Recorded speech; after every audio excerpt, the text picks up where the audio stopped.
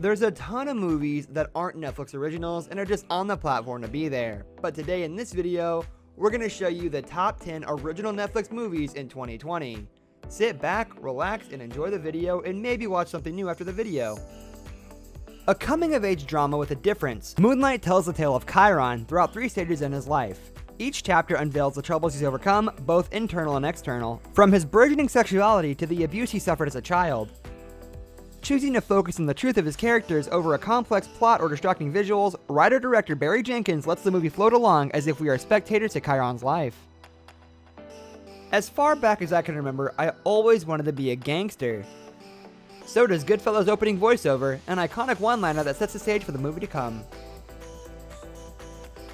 Directed by Martin Scorsese, the film is based on the true story of mobster Henry Hill, whose exploits are so outlandish, you'll be gobsmacked to learn that they actually happened.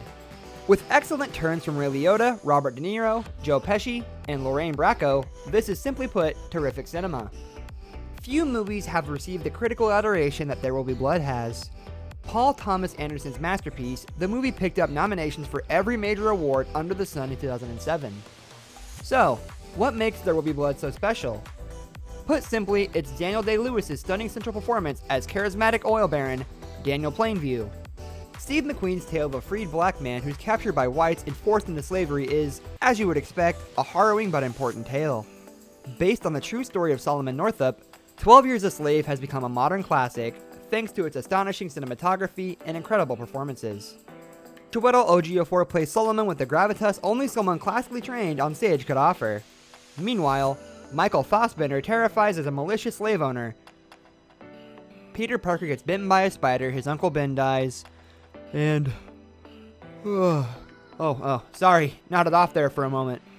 We all know Spidey's origin story. That's why Spider-Man Into the Spider-Verse opts to bypass the retelling and dive into something brand new.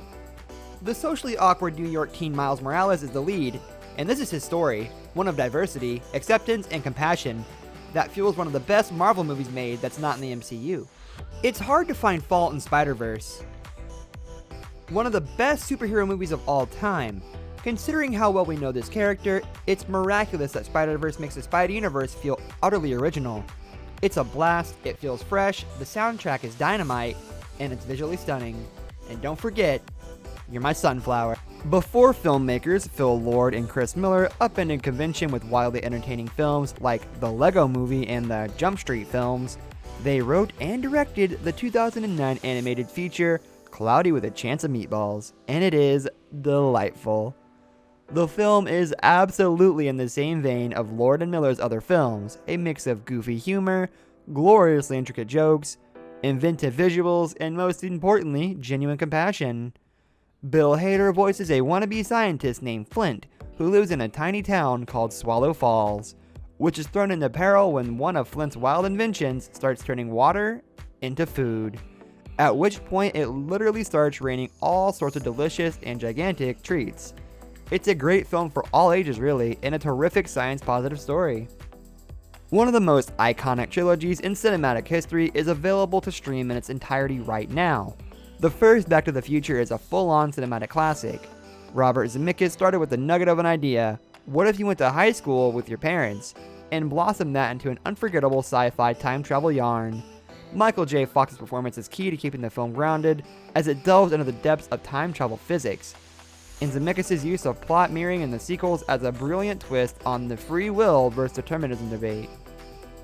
While the sequels aren't as good as the first, there's a ton of fun, wish fulfillment, future stuff in Part 2, and the final chapter, Part 3, is really a love letter to the Western genre. I'm so glad Lady Bird exists, and that it functions as an announcement that Greta Gerwig is not only a major talent, but also a talent that can go beyond herself. My fear going into Lady Bird, that the movie would be too autobiographical, and Gerwig would have unintentionally created a parody of her mumblecore roles. Instead, she provided a film that was personal and specific. It's a movie that relishes its lived-in relationships while never being inclusionary. On my first viewing, I found the movie to be a very good example of the coming-of-age dramedy. Upon a repeat viewing, I see it as one of the best examples the genre has to offer. Saoirse Ronan and Laurie Metcalf are both amazing as they relish both the highs and lows of their mother-daughter relationship, and watching Lady Bird's rocky senior year of high school complete with all the honest missteps a teenager makes, turns Gerwig's debut into an unforgettable feature. Quentin Tarantino's most successful film to date, box office-wise, is still his 2012 western Django Unchained. The main thrust of the story follows a slave named Django, who is set free by a bounty hunter, with whom he teams to rescue his wife Broomhilda from a dangerous plantation owner. At 165 minutes in length, this film is a genuine epic, but it's compelling and entertaining at every turn.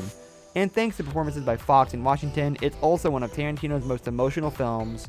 While it's won an Oscar for his supporting performance, but DiCaprio delivers a truly chilling villainous performance here as Calvin Candy.